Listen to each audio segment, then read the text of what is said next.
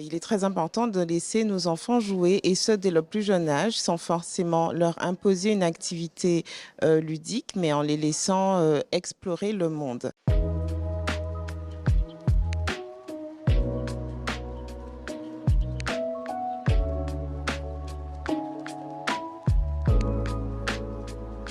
Le jeu a de multiples bienfaits. Nous allons évoquer les bienfaits sur le développement cognitif, c'est-à-dire sur le langage, sur la mémoire, sur les capacités de concentration notamment, puis également sur les raisonnements et le développement de la pensée.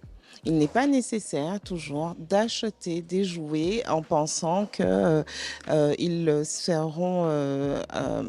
permettront un développement optimal. Souvent, l'environnement seul, sous surveillance évidemment, permet à l'enfant de mener ses propres expériences et de trouver à travers ces manipulations des réponses à ces questionnements. Les jeux peuvent être très simples, doivent être très simples.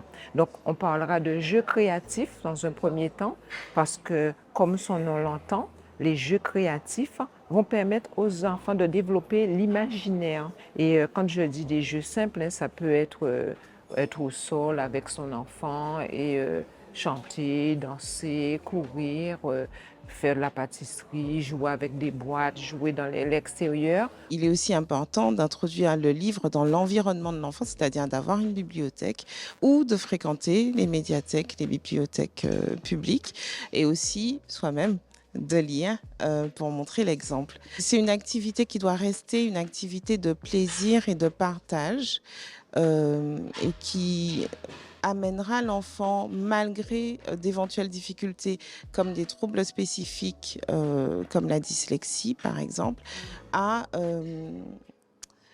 accepter de faire l'effort de lire malgré ces difficultés. Un enfant ne peut pas avoir accès aux écrans, mais vraiment, je dis clairement, ne doit pas avoir accès aux écrans avant 3 ans, 3, 4 ans, voire plus tard. Ça ne lui sera pas préjudiciable plus tard. Sans trop de doute qu'il s'agisse là de la génération écran, tablette, ordinateur dès le berceau.